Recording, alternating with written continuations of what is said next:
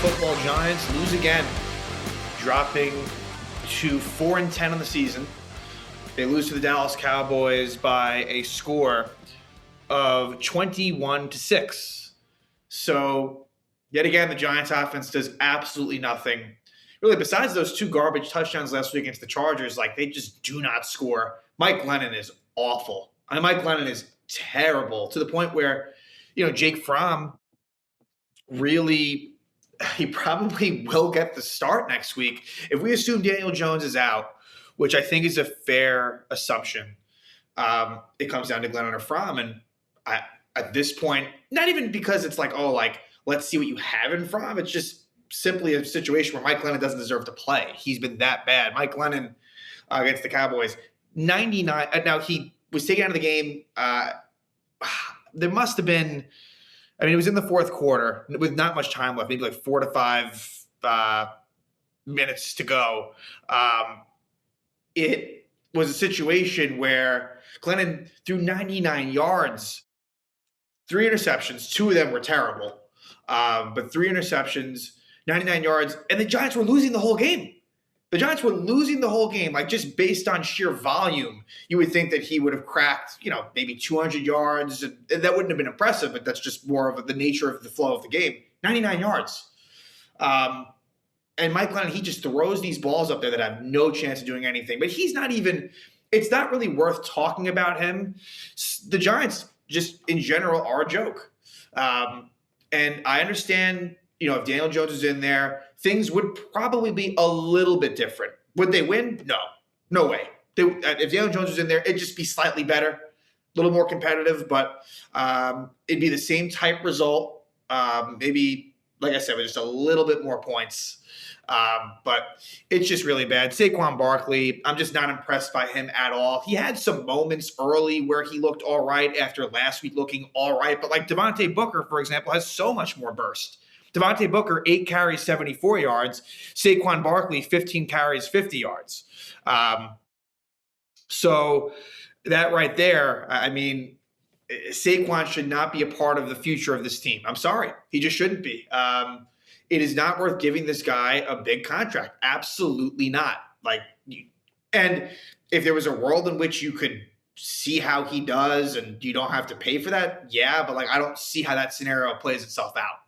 So therefore, if you ask me, would I rather give Saquon Barkley a sizable contract or just have him off the team? Off the team. Unfortunately, Sterling Shepard, who injuries have been a thing for him in his entire career, and this year very much so as well, at the end of the game, when the game was out of reach, when Jake Fromm was in there, it's a game where Shepard only had 2 catches for 15 yards, and both catches might have been with Fromm.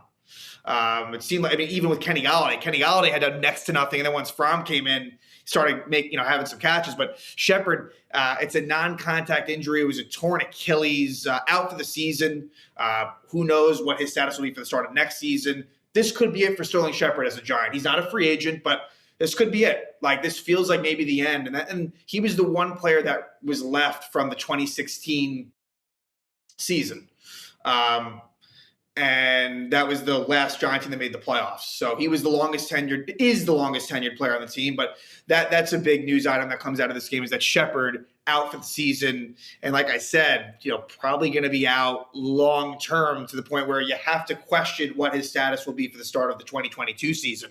But the Cowboys did pretty much whatever they wanted. Even though offensively they didn't do a whole lot, they a lot of safe plays. Dak Prescott didn't have to do much. He only threw 217 yards. Zeke Elliott, at this point to me, it's somewhat like a Saquon Barkley situation where Tony Pollard is clearly the more explosive back, and Tony Pollard was questionable coming into this game, but he played and he had a lot of nice games. Whereas Zeke, he kind of just 16 for 52. Extremely similar to Saquon Barkley. They're different runners, but yet both don't really have the juice. And so, if you look at the stats in this one, 23 to 15 for first downs in favor of the Cowboys. Penalties in this game was even.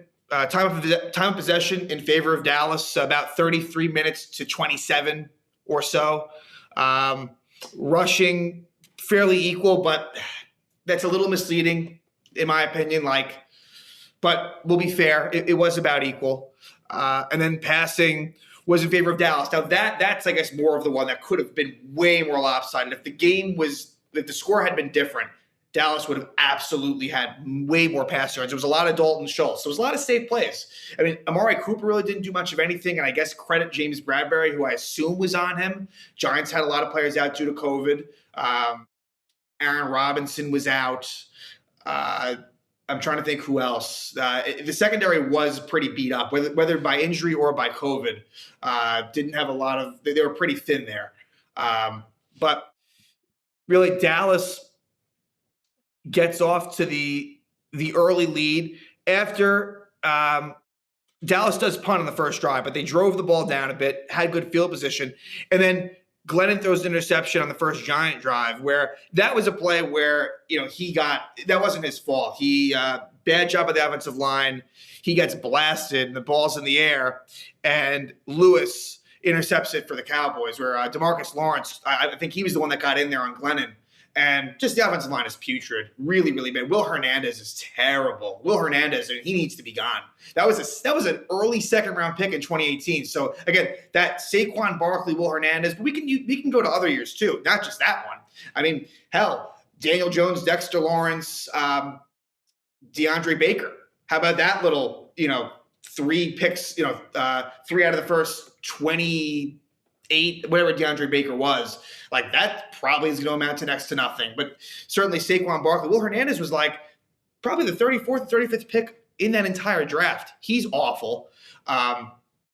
Whoever it is, Nate Solder or Matt Peart, it's brutal. Matt Skur has been playing left guard. Don't expect to see him either don't expect to see him next season or as a starter. Billy Price at center. Okay, whatever. Offensive line's a mess. Total mess. And so Mike Glennon throws an interception, and then the Cowboys score off that, where they get the ball at the 13-yard line, and on the second play, Zeke Elliott, 13-yard touchdown run, gives the Cowboys a lead, and that was one in which they would never lose. That lead would stay. Zuerlein misses the extra point, so it stays at 6-0. The Giants do come back, and they are able to score points, but of course not a touchdown. They settle for a 35-yard Graham Gano field goal, but then the Cowboys, as you'd expect, because whenever the Giants do score, which is rare, but usually whenever they do score and the game is still kind of hanging in the balance, the defense typically gives up points. So while, some might want to praise the defense, only 21 points, misleading, very misleading. So this is a drive where some big, Tony Pollard with a big run.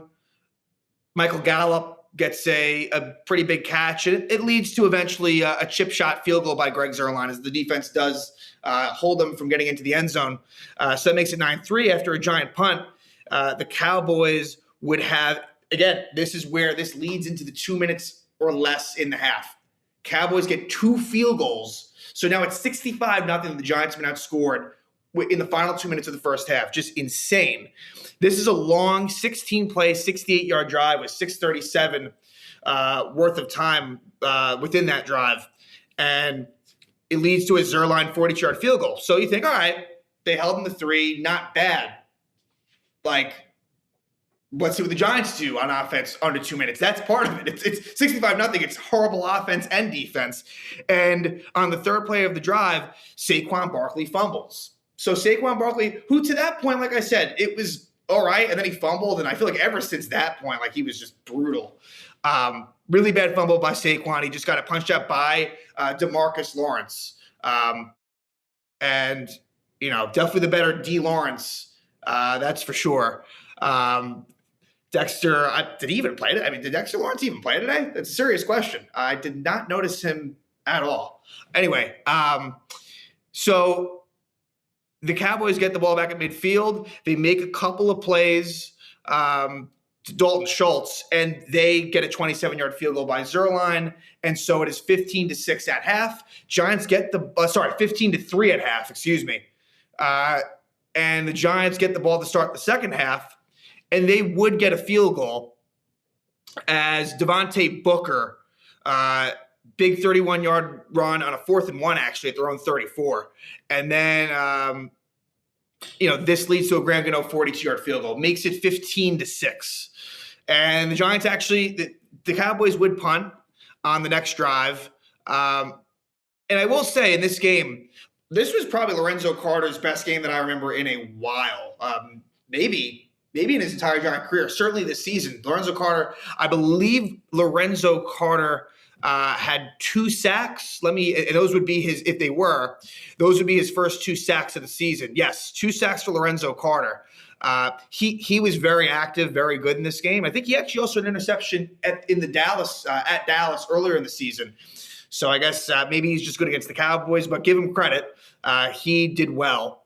And so 15-6 remains the score, and the Giants get the ball at their own 8, and they would eventually have a 4th and 1 at their own 29. They go for it, down by 9. It makes sense. They're down by 9.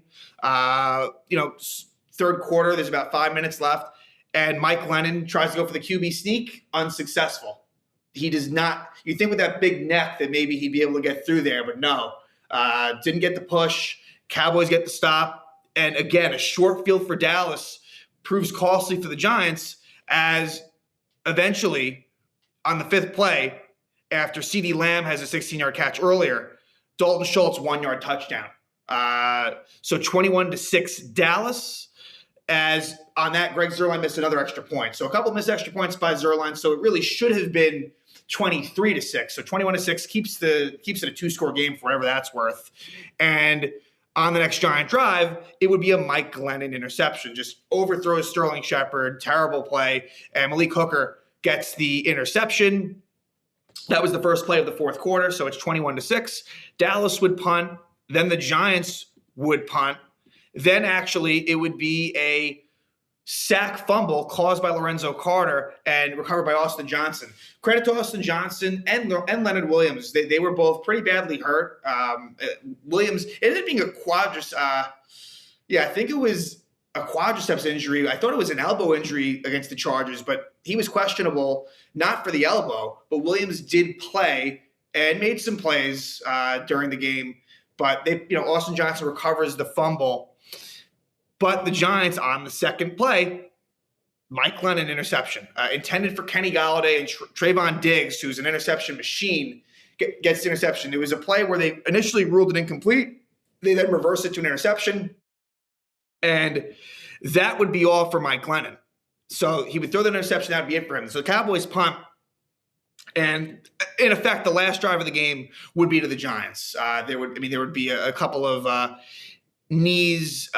couple of kneel downs from Dak Prescott, but this was in effect the last drive. And Jake Fromm comes in. He looked pretty good. Now, a lot of it is to do with the fact that the Cowboys were up 21-6. So they're going to play smart on defense. They're not going to take chances. They're going to give Fromm opportunities to make some plays, some easy plays. And he would. And so Sterling Shepard, yes. So the 2 catches for Shepard were on the Fromm drive before he sadly got hurt. And Kenny Golladay made a sideline catch as well. A 36-yard catch by Golladay after, on the play before, a 10-yard catch that was reviewed and it was upheld. So Golladay, for whatever the reason, again, Glennon was just awful, and Fromm comes in there and did make some plays, but in Giant fashion, they do not score. So it ends up being a 4th and 5 at the 9. Of course, you have to go for a touchdown in that situation. It's an incomplete pass, and that's the ball game. 21-6 Dallas, who improves to 10-4 on their way to winning the NFC East. We'll see how they fare in the playoffs. Typically, they don't do too well, and I hope they don't do well. But definitely, it's been a good season for the Cowboys. And for the Giants, next week it's against the Eagles. They go to Philly. They're going to play a Philly team that's in the playoff hunt for that last spot in the playoffs, the 7th seed in the NFC. The Eagles, due to COVID, are going to be playing the Washington football team on Tuesday night. Big game for both teams, who are both 6-7. And so the Eagles, it'll be a quick turnaround for them as they play the Giants Sunday after a Tuesday game, which is a rarity. But, I mean, with that being said, it shouldn't matter. The Eagles should be able to beat the Giants pretty handily. We'll see what happens in that Philly-Washington game, I guess, and what comes out of that. But the Giants continue to lose, which I'm happy about. And we'll see how Chicago does. Chicago plays Monday Night Football against the Vikings. Hopefully the Bears lose as well. Giants and Bears will lose as much as possible, except for the game they play against each other. And that should lead to some pretty good draft picks in terms of where they're selected. We'll see who's the one that's making those selections, because I would assume there'll be a lot of changes for the New York Giants.